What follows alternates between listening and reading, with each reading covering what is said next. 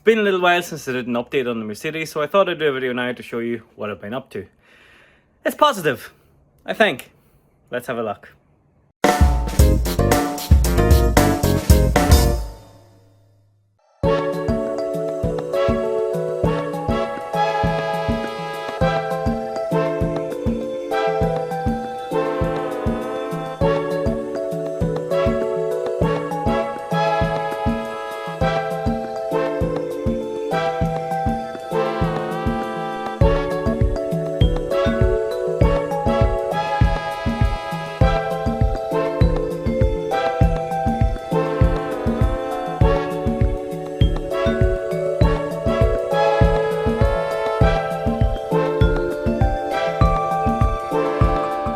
So the biggest thing, I'll get this out of the way first of all, is the panels have arrived, which is a really big deal. So I got these from eBay because the other ones I hadn't heard of yet at the time.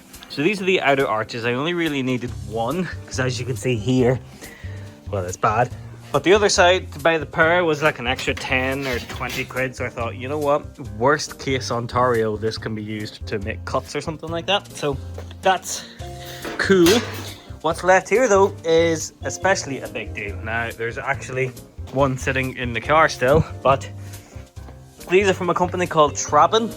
Don't know whether it's Trabant, whatever you want to call it. Either way, these are going to be the saving grace of this car, thank God. So these are full sill panels. These guys specialize in 124 marks. They do 190s and 123s as well, I think. I asked them did they do Volkswagens, but they don't. Anyway, these are really good quality. I didn't get them for free or anything, so this is not a plug. I paid for these. Usually when I'm doing a review, I'll put a receipt. There's the receipt, so you know I actually bought them. There's this side, and that's the other sill. Because as you've seen, the sill here at the bottom is only crusty here. Like the inner is good, but the outer is bad. I actually just hit myself in the eye with some rust there. That's great. So that will make that much easier repair. This bit here, this is the inner arch.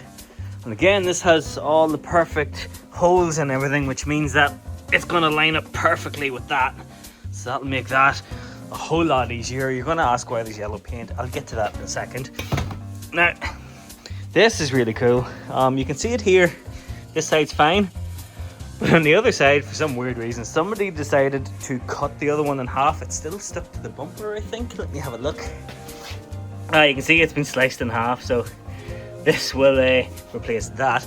I always wondered why the bumper drooped on that side, and well, that's why. What else did I buy? That's it for that. But the main thing that I got is this window section. Now, how do I find that? Yes, here we are. So this is the inner window section. Now this was how I found these guys, because they're the only people who do these window repairs. So that's a relief. So this replaces this whole section here, which is, well, whole section is a good choice of words because it's very old. But this will replace this whole bit here. Now, that's gonna be an absolute nightmare to do. So thankfully this will make that a lot easier. So that's the money I've spent. Let's have a look at what I haven't spent money on. So we'll do another look around bodywork and stuff. So what I've done is I've buffed all back and then covered in epoxy primer and then put some yellow paint on just to protect it. It is not overly pretty, but I've got all of the rot actually cut out.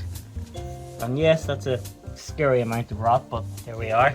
In total, so far, I've made 16 patches. Yeah, 1/6. And there's at least 3 or 4 more to be made. So, yeah. But look, we'll get there. It'll be sorted. It's wee buns. I thought to myself it wasn't as bad as the Impreza. Unfortunately, it's definitely worse than the Impreza. But the difference is Mercedes are made of much thicker steel. So it's easier to weld to. It's not as bad. So fingers crossed it'll go pretty well. Now, I can't take all the credit for what's been done so far. My dad has been helping as well, big time. So he's made these patches for the tailgate. Now, obviously, they're not welded in and the old section hasn't been cut out yet, but it's a real nice bit of patchwork going on there. So he's made this, repairing the lip in the center, and then he's made this corner as well. And it means I don't need to buy a tailgate, you know, because God knows where I'll even find one of them over here. The other part he's been working on is the window on this side. Now, that side's really bad. this side is bad but not as bad, so it didn't warrant buying a whole piece to just need the wee end bit. So he's been fabricating and all sorts of things to try and get that bit working, and we've got a lip now, thank God, so we do need obviously finish it, but we're not at the finishing stage yet. Under here, more rot. I did my first bit of welding on the back here, so this back bit was all completely cut out. Then I welded in, and I don't know whether it's the right thing to do, but some people say the right thing to do is a skim of fiberglass over the weld to try and seal it. Whether or not that's the right thing to do or not, I don't know, but I did it.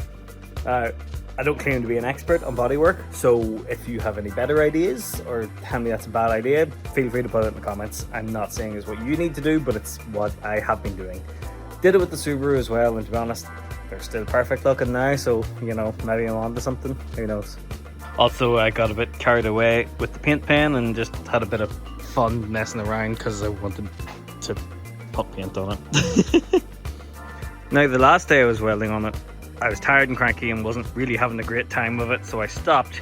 But I still wanted to be productive, so I started turning into this rear subframe. Now, I've taken this side out completely. This side started to fight me. Some of the bolts weren't playing ball, so I just stopped for the night, but I'll come back to it at some stage. But you can see where I knew this was the worst of it, and it's not holed or anything, so I'm just gonna buff that back, put some rust treatment on it, and protect it and stuff like that. Basically this whole thing's just going to get refurbed. The hub and all the arms from that side are sitting here, so I'll just buff them all back as well, put the nuts and bolts through like rust treatment stuff, and try and get the whole thing as new as possible looking underneath. I'm also going to be using what's called Tough Liner. Now, I've used it before back in the day, way back when, with the Blue Golf. If you're a long time viewer of the channel, you might remember that. That's going to go on the underside, which means the underside will be maroon like it would have been from factory, so it should look really, really well. And a mate of mine, a very good mate of mine, is going to be painting the car for me, which is why I'm really getting stuck in here and making sure I do a good job, because I only want to paint it once. Other than that, I've got the axles out, I've got the diff out, they'll all be refurbished. Progress has been a wee bit slow. I've had a lot going on. There's a wedding and stuff like that happening, not mine, but you know. So I have been neglecting it a wee bit. I've been trying to do those impressive videos because people are liking them, and I like making them, to be honest. So it has taken a bit of a backseat, but next week my plan is to get stuck right back in, because after this I don't want to get stuck into the GTI, I don't want to get stuck into the T25 and all the rest. So you know, I want to get this thing done. So yeah, while not a particularly thorough video, it's a nice wee update to let you know what's going on. These garage videos don't get a lot of views, to be honest with you. It is the heart of 427 to be doing garage videos, but you know, I just thought, well, people like seeing, the people who do like seeing them, you're gonna watch this anyway. So thanks very much for watching. Subscribe if you want to see more when I actually do more. Other than that, if you like Mercs and VWs and stuff, check out the channel. Hit the merch website thing. You can buy t-shirts and they all support the bills. I've also been networking a bit more this year. I was featured on a video that hasn't went live yet, but will go live soon after this, probably, with guys called Tools with Cars. You'll see that as a collab thing on YouTube, so that will show up. Looking around the entire fleet of mine, and some stuff you guys have never seen before, like the model collection and stuff like that. So that's going to be really, really cool. Make sure you check that out. And I was just on a podcast actually talking about Mark II Golfs, funny enough, and just about life and stuff. So I'm going to put that in the collaboration thing, so you guys will get to see that as well. Anyway, I've done a lot of talking. I'm going to go and edit a Subaru video now for you all to watch. So thanks very much for watching, and I'll see you in the next one. Good luck.